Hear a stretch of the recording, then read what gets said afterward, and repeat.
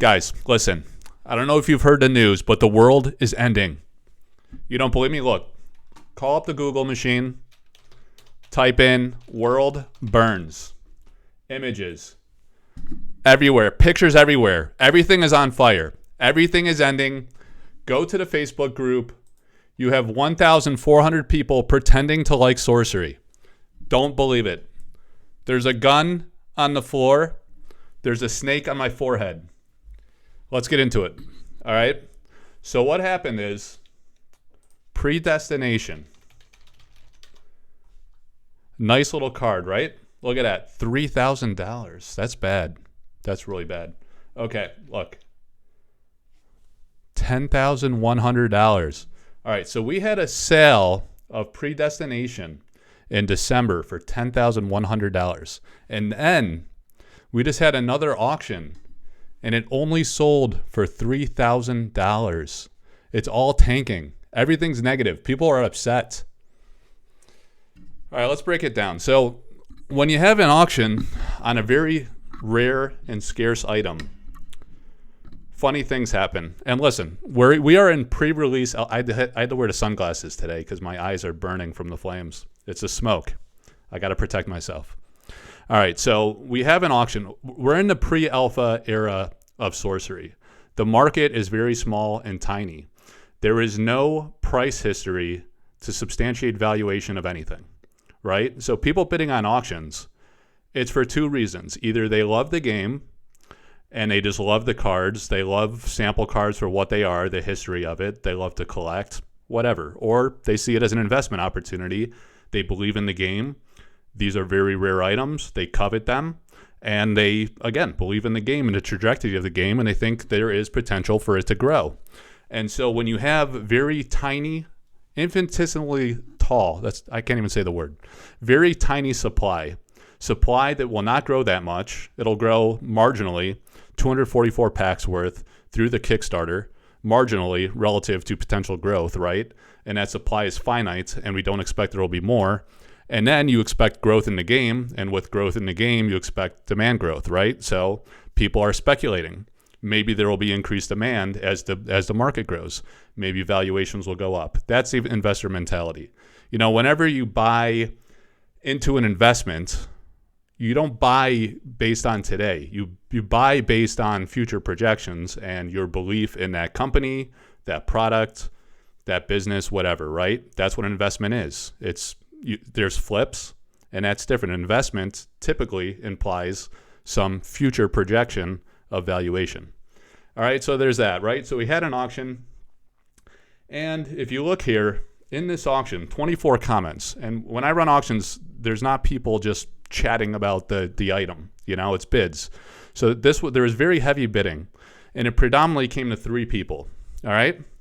So we had Penny, and we had Dexter. And then, you know, Penny and Dexter love predestination. They bid on predestination because they wanted it. They like predestination, or they thought it was a good investment. Who cares? For whatever their motive was, they bid on it, right? And they took it all the way up into the 9,000s, close to $10,000. But all the while, there was another guy. He loves predestination too. And he came in, and he was placing bids. Look.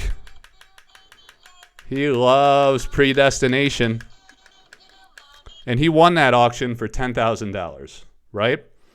So, good for him. He owns one of two of the known cards in today's population. And there's a chance that another one could be pulled in the 244 packs that will come with Kickstarter. All right? So whatever his motive is, I mean, obviously the guy is pretty well off, right? He spent $10,000 on a card, be it whether it's a speculative investment or he just likes the card. He just wanted to buy it. So he did. All right. And then we ran another auction. And Penny was not around, not interested. Very tiny market. There's Penny, Dexter, the baby shark, and, you know, probably a few dozen other guys that are super into sample cards right now and bid regularly. Great. They love it. Good for them. All right. And then maybe there'll be more pennies and dexters in the future, or maybe there won't be. We don't know. That's the nature of TCGs. All right. So Penny wasn't around for this auction. He didn't bid.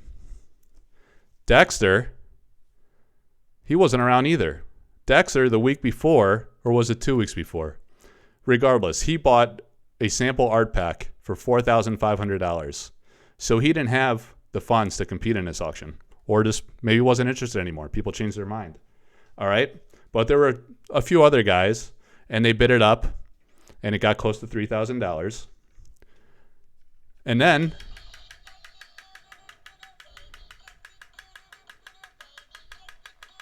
it sold for $3,000 to the same blue shark.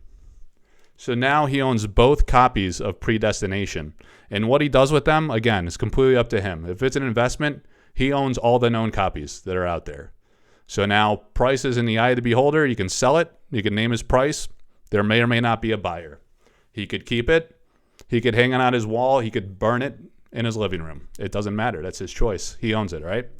All right, so the point being, silly little analogy, but you know, you can't really put a valuation on highly illiquid items. It's very difficult in the TCD industry. This is not investment advice. You know, I guess I should caveat that, but markets come down to supply and demand. There is very tiny supply with these sample cards. There is fairly high demand for them. Obviously, we run auctions every day. They always sell. We've never had them not sell. I think we had one auction that didn't sell, and then it sold privately within 24 hours. So it's a small market, right? But it's a small, passionate market, and there's demand for it. All right? And then in the future, maybe there'll be more demand. Maybe they're not. You know, it's like any other investment. Let's go look at a stock chart as a comparison. You know, we could do another little analogy here. Look at Tesla here. All right, so let's look at weekly so we can get a bit of a range here. All right, so look at this. 2022. All right, so this is what? Going back to, all right, fourth quarter 2022. So follow my cursor. Look, as it was going down, all my hater friends were coming out and saying, hey, look at you, dummy. You're losing it all. Terrible company. Everybody hates Tesla. Not a good company. And then, whammy. Look, things changed. Supply and demand. You know, demand increased, apparently. There was more bid interest than sellers. And look, it basically doubled off the bottom. And who knows what the future will hold. The point being is that supply and demand is not static. You know, these things change over time. Markets ebb and flow. Stock market works differently than the TCG market. I think most would agree. But in TCGs, fundamentally, the valuation basis is in the eye of the beholder and what anyone's willing to pay. But so the supply equation may be finite, might be changed. We usually have imperfect knowledge of that, and that's true of sample cards as well, right? But we have enough anecdotal evidence and statements from the company to have an idea of what the supply of sample cards are. And then we know how many are coming through the Kickstarter fulfillment, 244 packs. We know there's one slot for an elite or unique in those packs. So there'll be 244 in aggregate elites plus uniques, not a ton. The predestination, that's a unique, right? So the odds of that being pulled again are pretty small. So you're probably going to have, you know, odds are likely that could be a pop 5 or less card. Maybe pop 10 in some bizarro world where, you know, a ton of the packs, 5-10% of the packs have predestination in it. It doesn't seem likely, right? So it's going to be low regardless, right? So supply is low. Some people believe in the game. They think there's going to be a lot of interest. It's going to grow. It's going to do well. I believe in the game. Many other people do. Presumably the people bidding on these auctions feel that way, or they just love the card, right? But they're making a projection that the game will grow and maybe there'll be a buyer for it. But I don't know. Someone who spends $10,000 on a card, I'm not sure how concerned they are in what they're spending there. So, you know, some people criticize the sale. They think the market tanked or something, but it's 2 data points. You know, the beauty of the auctions is that these are all public sales. So we're creating a public sales record of some sales data, some sales history of how people value these things, right? Without it, we have no idea. There's nothing selling on eBay. There's very little action going on in other marketplaces. It's predominantly through the auctions. And yeah, but Mike, you have a paywall in your Discord. It's a private Discord, guys. And so in my Discord, I have private channels for my Patreon with all of the auction history, and you can get into the Patreon very inexpensively if you care to. Up to you. You can do what you want. I'm not asking you to. But it's there, and people value that. And then I write a monthly newsletter where I share all of my sales data for the month, and that's very valuable to those people who are very into TCGs, collecting, gamers, or investors alike, right? Because you have people that, whether they're a player or investor, having that information available is valuable, because when we get to actual game pieces from alpha, beta, beyond, it's going to give you some sense of valuation of cards, and then if you're overpaying or underpaying, which is relevant for both players and investors, right? So anyway, that's my private Discord. Everyone is welcome to join that. I mean, just the nature of Discord is that it's private. You technically need an invite, or you got to go find the link, and I include that in all my videos. So I encourage all of you to come join us. It's not just about the auctions and the sales history and that kind of thing. It's a vibrant community where we all love sorcery, and we just talk about it a lot. All right, but if you go to Facebook here, this is a group you can join, and all of the auction history records are there. Completely free. You can go data mine it, go collate it, build a spreadsheet, do whatever you want with it. It's all publicly available, right? So it's free. It's all free. All my content's free through my website, through the YouTube here, through the auction history. And, it's not what I'm all about, obviously. I've been doing content for a long time. Just started getting into YouTube recently, but I've done a lot of articles, interviews with artists. I just love the art, right? And I'm a collector at heart. Not as big as some of the gamers, but, so there it is. That's a little history on that auction. That's one topic I wanted to bring up today. Just interesting. People think the world's ending when you see different data points. When we ran the second auction, I didn't expect that to sell for $10,000 again. That was a big anomaly. It was just a coincidental time in history where you had supply and demand, and you had great demand across three very highly motivated buyers that were in the chase all the way up to $10,000, and then ultimately somebody won that auction for $10,100. So when we ran it again, obviously there was wallet fatigue setting in. Some of the guys that were involved in that first auction were kind of tapped out after some other big purchases. And sometimes new people come along or not, but we're pre-alpha, so the market's small. But anyway, $3,000, that's a tremendous sale. There's a lot of interest in this card. There's a lot of interest in this game, and I think that kind of validates it. So that was kind of interesting. Just thought I'd cover that. People are asking, do you think there's wallet fatigue, or, are people concerned about sorcery or losing interest? There was, this pre-sale of beta that was polarizing. Is that weighing things down? I don't know. There's always a lot of factors at play in markets, but the cards sell every day. The paintings are doing tremendously well. Valuations of paintings are doing tremendous. The artists are doing great, so I love to see that. Their brands and their profiles really being elevated and raised. They're getting a lot of awareness, and people just love and covet their art. Look at this artwork. I mean, and the card design itself is gorgeous. Better than any other TCG I've ever seen personally, in my personal opinion. All right, so belabored the point long enough there. Little history lesson on Tesla. Trolls were coming out on that one too in fourth quarter. All right, so I want to go to the Discord. So I alluded to the announcement, right? And I actually did a video on this that did very well. People were really into that. So there was another announcement just recently, and this is tremendous news. I did an interview with Eric. That's a thumbnail that was made by Gadu Duaso that I used as kind of the face of the article. But you can go to collectorarthouse.com and find this interview with Eric. I appreciate all the support and emojis here. Seems like people really like that. And all credit to Eric there. I mean, his responses were very interesting. And he's a very interesting guy. Brilliant artistic director, super creative, and that's why this game is great. So go check that out. But what I wanted to talk about is this announcement by Ira. And Ira is another guy that works for the company, more on the development side. So he's more into the game development, the gameplay, that type of thing. And he says here, hello, everyone. We are planning some organized play events. Interesting, right? Because people are asking, is there going to be organized play support? Is there going to be I was just thinking here. I'm going to share in a different video, or maybe I'll write up an article. I'll figure out how to do this, but I have some images of the prize from this organized play, and some anecdotal history about it. But anyway, let's get back to the thing. Will there be organized play? Will there be tournament support? Is this a competitive game? I mean, it's not marketed as being super competitive, but here you have an organized play event and a company supporting that, which is very interesting. And then people are complaining about marketing. They don't market enough, you know? I mean, it's a $4 million Kickstarter. So it's like, did Tesla have to market, or do they just have more demand and exceed supply? Maybe that's the case. I think we just need to be patient. But anyway, I digress. We're planning some organized play events at Gen Con, which is August 3rd to 6th in Indianapolis, USA.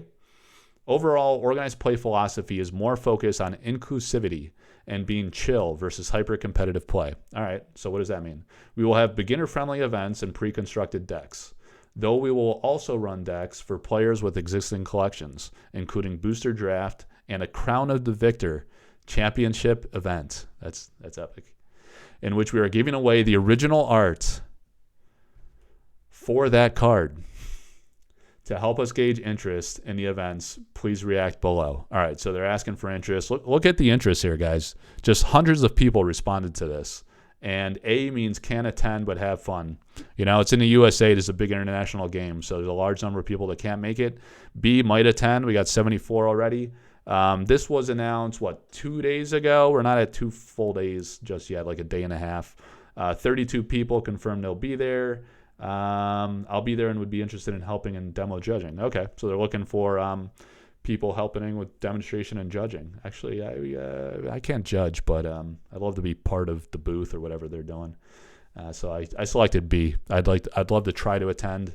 I got 3 little kids, so travel's difficult. I don't live near Indianapolis, but anyway, so they're doing this event. Crown of the Victor is a beautiful card, a beautiful painting by Elvira Shakarova, who's one of the greatest artists in sorcery, if I might say so myself. She was one of the lesser-known artists, unless you've been in the MTG community. She did MTG Altars, but she has really emerged as a premier artist in this game.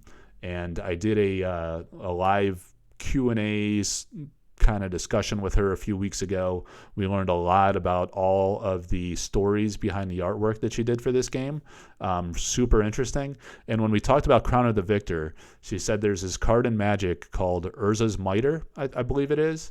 And that's a card that Eric likes, I guess, presumably. He asked her to have an ornate background behind the crown, a la Urza's Mitre. All right, so what I'm going to do here, I'm going to show that artwork, all right? I want to show it on the other screen. So just give me a minute. I'm going to call that up. And I'll show you the final painting. And this is what I was laughing about earlier. I didn't have this at the ready, but I'm going to call it up here for you guys. All right, so let me grab the original, and then there's some interesting backstory about the creation of the artworks. So let me save these off. Yes, sorry. I don't really do editing. So when I did the interview with, I don't know if it's going to work out. So what we'll do is I'm going to do this separately. I'm going to go to collectorarthouse.com, and I believe I have that painting on the full art gallery of Crown of the Victor. Right? And I think, actually, hold that thought one moment. Before I go there, we'll go to the card list. And then if you go to Elvira's cards, Elvira Shakarova, so these are all of the alpha cards that are currently in the tabletop simulator. So it's not in there yet, right? So we don't know if it's in alpha or not, but maybe they're tipping their hand here. If they're going to give away the painting, it would lead you to believe that they're making that artwork known, that's going to make the final cut of 35, would be my guess. So if I go to cards unconfirmed for alpha, this is a list of cards that were in the tabletop simulator and they were not in the latest release. All right, so here you go. Crown of the Victor, a unique relic for a champion triumphant, right? So it feels like a prize card, which is awesome. And I don't know that they're going to be giving away a card. I mean, the article there said that, or the announcement said that they're going to give away the original painting, which is amazing. Whether you're a player or an art fan or not, having the original artwork, especially a traditional painting for a card, and the first organized play event, that's going to be something truly special, guys. So that's super exciting for everybody. I got to learn how to play the game and be high-end competitive because I want that painting. So I don't know. Like I say, I don't know if I'll be able to make it to the event or not, but yeah, that's sick. I love that painting. So in Urza's Miter, a Magic the Gathering card, there's this very ornate background, and Eric asked Elvira to create an ornate background for the crown similar to that. That was like the inspiration for this card, right? So you can go Google that and look it up. But that's why you have this ornate background. That's really one of Elvira's specialties. She's really good at doing very intricate detail in her paintings, and you could see that from her altars history and a lot of the cards she's done in Sorcery TCG. So that's a beautiful card.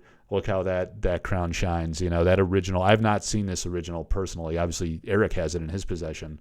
So it's going to be brought to Gen Con, and it's really exciting. It's the first public event for Sorcery. It's in August, as the announcement says. So interestingly, there's been speculation that beta could release between May and August of this year. So maybe the Gen Con will coincide with a beta release, and then people will more readily have the cards for play. So, you know, that's kind of it. Just to wrap up, guys, there's this exciting tournament coming up.